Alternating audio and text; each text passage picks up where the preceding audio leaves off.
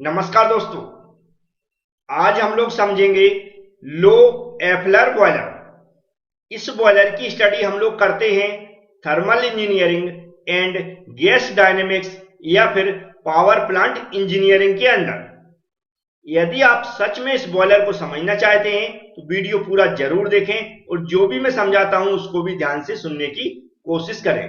और ऐसे फ्रेंड्स हमारे जिन्होंने अभी तक हमारे चैनल को सब्सक्राइब नहीं किया है तो प्लीज सब्सक्राइब कर लें, बेल आइकन पर क्लिक कर लें, जिससे कि ऐसे ही टॉपिक पर जब भी वीडियो मैं अपलोड करूं उसकी नोटिफिकेशन आपके पास पहुंच सके। अब चलते हैं, आज के टॉपिक को स्टार्ट करते हैं। तो यहां पर जो लो एफलर बॉयलर का डायग्राम बना है इसको हम 3 स्टेप में समझने वाले हैं। पहले स्टेप में हम लो एफलर बॉयलर का इंट्रोडक्शन समझेंगे। सेकेंड स्टेप में जो भी इस बॉयलर के अंदर कंपोनेंट यूज किए गए उन कंपोनेंट का इंट्रोडक्शन समझेंगे और उनका यहाँ पर क्या उपयोग है।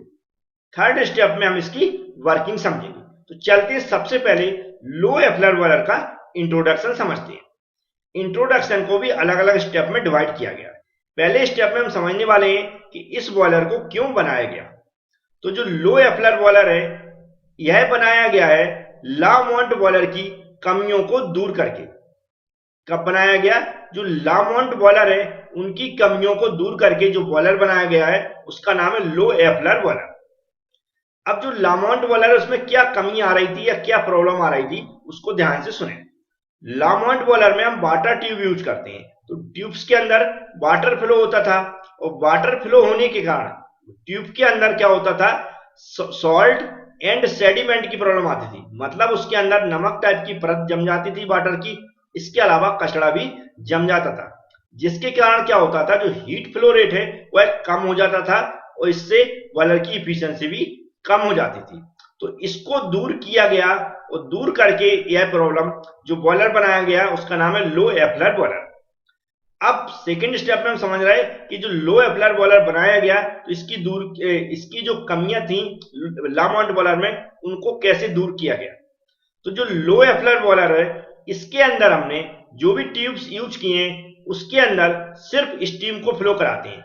मतलब बॉयलर के अंदर जो भी हम ट्यूब यूज कर रहे हैं उसके अंदर सिर्फ हम स्टीम को फ्लो कराते हैं और इसके बाहर हम क्या करते हैं, एक ड्रम का उपयोग करते हैं और वहां पर हम जो भी वाटर है उससे हम स्टीम जनरेट करते हैं और स्टीम को फ्लो कराते हैं पूरे बॉयलर के अंदर।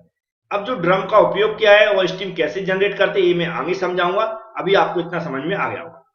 अब इंट्रोडक्शन के अंदर जो थर्ड स्टेप आता है वह आता है कि यह किस टाइप का बॉयलर है। तो पहला मैं बता दूं यह हाई प्रेशर बॉयलर की कैटेगरी में आता है। कैसी? हाई प्रेशर बॉयलर की कैटेगरी में आता है। इसके अलावा second internally furnace with force circulation की कैटेगरी में भी आता है।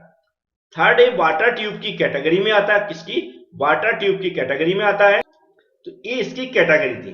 फोर्थ स्टेप इंट्रोडक्शन का बहुत इंपॉर्टेंट है कि इसके अंदर जो स्टीम होती है उस स्टीम का 75% भाग हम यूज करते हैं वाटर को एवोपोरेट करने में और 25% यूज करते हैं सिर्फ टरबाइन का जो मूवर है उसको चलाने में। तो इस तरह 4 स्टेप में हमने इसको डिफाइन किया, आपको समझ में आ गया होगा। अब हम नेक्स्ट ये जो भी पार्ट्स यहाँ पर आपको दिख रहे होंगे बॉयलर के अंदर उन पार्ट्सों का 1 बाय 1 इंट्रोडक्शन करने वाला हूं। सबसे पहले यहाँ पर आपको feed water from hot well लिखा दिख रहा होगा। फीड वाटर मतलब यहाँ पर जो भी हॉट वेल है वहां पर वाटर रहता है उसको हम एक फीड पंप के थ्रू खींचते हैं और फीड पंप के थ्रू खींच के हम सबसे पहले यहाँ पर आपको दिख रहा है इकोनोमाइजर लगा हुआ है, इस इकोनोमाइजर के अंदर भेजते हैं। इकोनोमाइजर का फंक्शन होता है जो भी वाटर है उसको गर्म करना। तो इकोनोमाइजर के अंदर जो वाटर गर्म होता है उसके लिए हम अलग से कहीं बाहर से हीट की जरूरत नहीं पड़ती। जो हमारी एग्जॉस्ट गैसेस हैं जो बाहर जा रही हैं गैस, उन्हीं गैसों के रास्ते में हम इकोनोमाइजर लगा देते हैं। इकोनोमाइजर के अंदर से जब वाटर गुजरता है तो वह क्या हो जाता है, गर्म हो जाता है, उसका टेम्परेचर राइज हो जाता है और वह कहां जाता है, डायरेक्ट सीधा हमारा एक एवोपोरेटिंग ड्रम है। यह एक इंपॉर्टेंट ड्रम है, इसको ध्यान से समझे। एवोपोरेटिंग ड्रम है, इसके अंदर हमारा इकोनोमाइजर के अंदर वाटर फीड होता है, मतलब इसके अंदर जाता है। तो इस ड्रम के अंदर मिक्सिंग नोजल लगे रहते हैं। क्या लगे रहते हैं? नोजल लगे रहते हैं। इन नोजल का उपयोग किया जाता है जो भी बॉयलर के अंदर जो स्टीम है उस स्टीम को यहाँ पर जो इकोनोमाइजर के बाद वाटर आ रहा है उस वाटर के साथ मिक्स करना।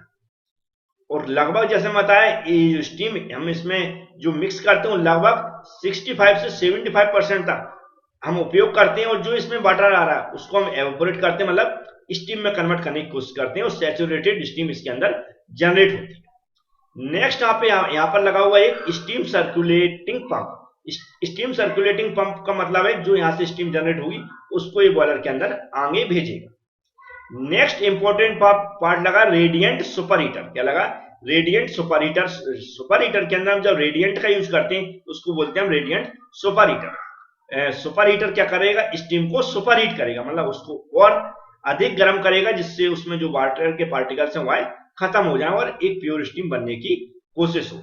और इसके बाद सीधा जो हमारी सुपर हीटर आगे जाती है तो यहाँ पर एक कन्वेक्शन सुपर हीटर लगा। कन्वेक्शन सुपर हीटर मतलब कन्वेक्शन के माध्यम से हम क्या करेंगे? सुपर हीटेड करेंगे स्टीम को। इसके बाद यहाँ पर आपको सामने दिख रहा होगा जो भी स्टीम है फिर से कहाँ? मिक्सिंग नोजल के अंदर आती है। अब यहाँ पर क्या हो रहा है? जो मिक्स यहाँ पर जो आपको दिख रहा होगा इसके रास्ते से जब नीचे को आ रही है तो यहाँ पर हमने क्या लगाया? यहाँ पर हीट पंप, एक हीट पंप लगा हुआ है। सॉरी क्या है? एचपी मतलब हाई प्रेशर टरबाइन लगा हुआ है। ये क्या लगा है? यहाँ पर हाई प्रेशर टरबाइन लगा, मतलब यहाँ पर जो हाई प्रेशर टरबाइन का मतलब होता है टरबाइन लगा हुआ है जिसमें हम हाई प्रेशर की स्टीम का उपयोग कर रहे हैं। जिसकी? हाई प्रेशर की स्टीम का उपयोग कर रहे हैं। ये यहाँ पर एक टरबाइन लगा, एक यहाँ पर लो प्रेशर टरबाइन लगा हुआ है। तो यहाँ पर हम हाई प्रेशर की स्टीम यूज करेंगे इसलिए उसको हमने क्या बोल दिया? High pressure turbine. इसको लो प्रेशर की यहाँ पर स्टीम का यूज करेंगे इसलिए उसको क्या बोल दिया? Low pressure turbine. मतलब स्टीम का हम 2 बार उपयोग करने वाले। तो जो यहाँ से हाई प्रेशर की जो स्टीम आ रही है वो इसके अंदर से गुजरेगी, इसको मूव कराएगी और फिर आगे रिजेक्ट होके कहाँ? आगे सर्कुलेट होगी, आगे जाएगी। तो यहाँ पर स्टीम रीहीटर लगा हुआ है। तो यहाँ पर जो हाई प्रेशर की स्टीम है जब बाहर रिजेक्ट होगी तो उसका टेम्परेचर थोड़ा कम हो जाता है, उसको फिर से हम रीहीट कर देते हैं तो उसका टेम्परेचर बढ़ जाता है और वह फिर से हम उसको कहाँ भेजते हैं? एक और टरबाइन लगा है लो प्रेशर टरबाइन, तो उसके अंदर भेजते हैं। और यहाँ पर स्टीम का उपयोग होके वो पूरी तरह उसका जो भी टेम्परेचर कम हो जाता है, प्रेशर कम हो जाता है, और उसको रिजेक्ट कर दिया जाता है। तो वह कंडेंसर के अंदर जाती है, कंडेंसर के अंदर कंडेंस होती है, वह फिर से स्टीम वाटर में कन्वर्ट होती है और उस तरह फिर से हॉट वेल में जाती है।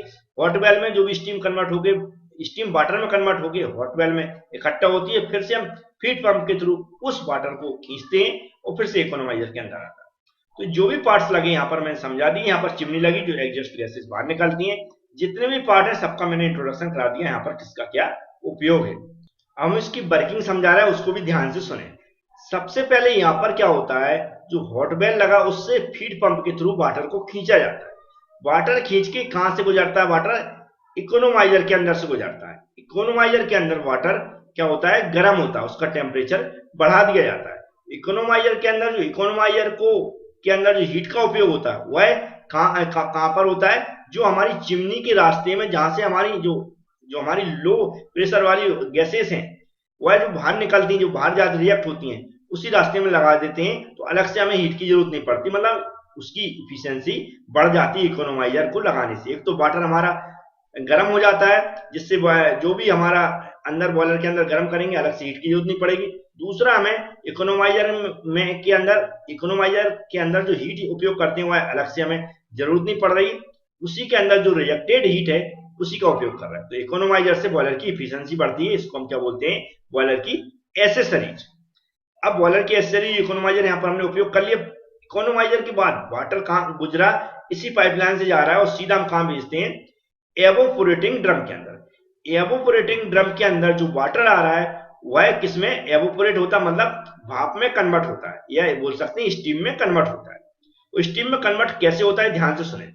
जो हमारी स्टीम है जो बॉयलर के अंदर पाइप के थ्रू मूव हो रही है, आगे बढ़ रही है, या जो उपयोग हो रहा है टरबाइन के अंदर, वह क्या करते हैं? हम जो टरबाइन के अंदर से जो हाई प्रेशर टरबाइन इसके अंदर उपयोग होने के बाद कुछ जो स्टीम है रिजेक्ट होती है, उस रिजेक्टेड स्टीम का उपयोग करते हैं। और जो रिजेक्टेड स्टीम है वह कहां सीधी आती है? एवोपोरेटिंग ड्रम के अंदर आती है जहां मिक्सिंग नोजल लगे रहते हैं। तो जैसा मैंने बताया जो हाई प्रेशर टरबाइन लगा हुआ है यहाँ पर, यहाँ से लगभग सिर्फ इसके अंदर 25% तक स्टीम यूज होती है और 75% जो रिजेक्ट हो रही है उस 75% का उपयोग हम करते हैं मिक्सिंग नोजल के थ्रू। और जो एवोपोरेटिंग ड्रम है उसमें जो वाटर है उस वाटर के साथ मिक्स करते हैं स्टीम को, जिससे वह वाटर भी किसमें? स्टीम में कन्वर्ट होने लगता एवोपोरेटिंग प्रोसेस से। तो इसके अंदर जो स्टीम जनरेट हुई वह कौन सी होती है, सैचुरेटेड स्टीम जनरेट होती है। उस सैचुरेटेड स्टीम को एक स्टीम सर्कुलेटिंग पंप लगा हुआ है, इस स्टीम सर्कुलेटिंग पंप के थ्रू बाहर की ओर खींचा जाता है और इसको आगे फ्लो कराया जाता है। इसी पाइप के थ्रू आगे फ्लो होगी, सबसे पहले कहाँ जाती है, रेडिएंट सुपर हीटर के अंदर। रेडिएंट सुपर हीटर इसलिए बोलते हैं क्योंकि यह रेडिएशन का यूज करता है, हीटर मतलब हीटर को जो स्टीम को सुपर हीटेड करने के लिए, मतलब स्टीम को और गर्म करने के लिए। तो इस रेडिएंट सुपर हीटर क्यों बोला गया, क्योंकि यहाँ पर रेडिएशन का यूज करते हैं। रेडिएशन मतलब यहाँ पर जो भी कंबस्शन चेंबर लगा हुआ है उससे जो रेडिएशन उठ रही है उसी का उपयोग कर लेते हैं हम, जो इसको हीटर को गर्म करने के लिए। और जो हीटर गर्म होता है उसी से हमारी कौन सी हमारी स्टीम गुजरती है, सैचुरेटेड स्टीम। तो वह और गर्म होती है, उसका टेम्परेचर राइज होता है और प्योर स्टीम बनने की कोशिश होती है उसके अंदर। तो आगे क्या होता है, सुपर हीटर से फिर से आगे जाएगी स्टीम, तो इस स्टीम को और गर्म किया जाता है, क्योंकि जो हमारी रास्ता है आगे उसमें हम कन्वेक्शन सुपर हीटर लगा देते हैं। क्या लगा देते, कन्वेक्शन सुपर हीटर। कन्वेक्शन मतलब अब जो यहाँ से रेडिएशन इसमें उपयोग होने के बाद जो रेडिएशन वह आगे और हीट मतलब जो ऐसे फ्लो गैसेस बोलते हैं, फ्लो गैसेस आगे बढ़ती हैं, तो ये कन्वेक्शन के रूप में क्या करती हैं, यहाँ पर उपयोग हो जाता है। मतलब यहाँ से टकराते हुए निकलेंगी, किससे, जो हमने हीटर लगा दिया तो जो हमारी फ्लो गैसेस निकल रही हैं किससे, हीटर से टकराते हुए, तो हीटर को गर्म करते हुए निकलेंगे, इसको हीटर को गर्म करते हुए निकलेंगे, इसलिए मैंने इसको नाम क्या दे दिया, कन्वेक्शन सुपर हीटर। अब जो गर्म हो जाएगी, जो यहाँ पाइप जो हीटर लगा हुआ है, तो इसके अंदर से फिर से हमारी स्टीम आगे बढ़ती है, तो स्टीम इसके अंदर से गुजरेगी, वह और सुपर हीटेड हो जाएगी। वह सुपर हीटेड स्टीम हमारी उपयोग करने लायक हो जाती है, तो वह आगे बढ़ती है और कहाँ जाती है, सीधी सबसे पहले जो हाई प्रेशर टरबाइन लगा हुआ है इसके अंदर जाती है, क्योंकि यहाँ पर हमारी स्टीम में हाई प्रेशर की स्टीम रहती है। और इसके अंदर से कुछ लगभग 25 से 35% भाग इस टरबाइन के अंदर जाता है, और टरबाइन के अंदर जो भी मूवर लगा रहता है मूव होता है, और लगभग 70 से 75% भाग रिजेक्ट हो जाता है स्टीम का। वह रिजेक्टेड स्टीम कहाँ चली जाती है, ये जो एवोपोरेटिंग ड्रम है उसके अंदर चली जाती है। इसका उपयोग होता है जो वाटर है उसको एवोपोरेट करने के लिए। अब इसके अंदर से जो कुछ स्टीम का हिस्सा ऊपर चला जाता है, क्या ऊपर जाता है, ऊपर जाके क्या होता है, जो हमारा आगे फिर से हमें इसका उपयोग करना है, तो आगे ऊपर जा रहा है लगभग वही 25% के लगभग भाग, और जो यहाँ पर स्टीम एक रीहीटर लगा दिया क्योंकि उस स्टीम का हम फिर से उपयोग कर सकें, तो उसको हम फिर से गर्म करते हैं स्टीम रीहीटर के थ्रू। इसको गर्म करके हम क्या करते हैं, आगे फिर से भेजते हैं। तो इस स्टीम का यूज हम एक बार फिर करते हैं लो प्रेशर टरबाइन के अंदर। इसके अंदर क्या होता है, फिर से वही मूवर मूव होता है, और जो हमारी स्टीम रिजेक्ट होती है वह जाती है कंडेंसर के अंदर। कंडेंसर के अंदर कंडेंस होती है स्टीम, मतलब फिर से वाटर में कन्वर्ट होती है, और वाटर फिर से हमारा हॉट वेल के अंदर जाता है और फीड पंप के थ्रू फिर से खींचा जाता है। इसके अंदर जो भी हमारी मतलब जैसे कन्वेक्शन सुपर हीटर हो गया, स्टीम रीहीटर हो गया, इकोनोमाइजर हो गया, ये सारा जो भी हमारी हीट उपयोग हो रही है इसके अंदर, वह सब हमारे फ्लो गैसेस के रास्ते में हम लगा देते हैं, जिससे हमें अलग से हीट की जरूरत नहीं पड़ती है। सिर्फ हम यहाँ पर क्या रखते हैं, कंबस्शन चेंबर बना हुआ, कंबस्शन चेंबर के अंदर जो रेडिएशन का एक बार उपयोग करते हैं, और जो रेडिएशन फिर हवा में जाती है फ्लू गैसेस के रूप में, उनका हम कंटिन्यू उपयोग करते हैं। और रास्ते में हम इस तरह के जो एसेसरीज हैं वह लगा देते हैं, और रास्ते में जाते जाते क्या करती है, वह जो हमारी फ्लू गैसेस हैं वह पूरी तरह वेस्ट हो जाती है और एग्जॉस्ट हो जाती है चिमनी के थ्रू बाहर। तो उम्मीद है आपको इसकी वर्किंग और कंस्ट्रक्शन सब कुछ समझ में आ गया होगा, कैसे वर्क करता है। Thank you friends.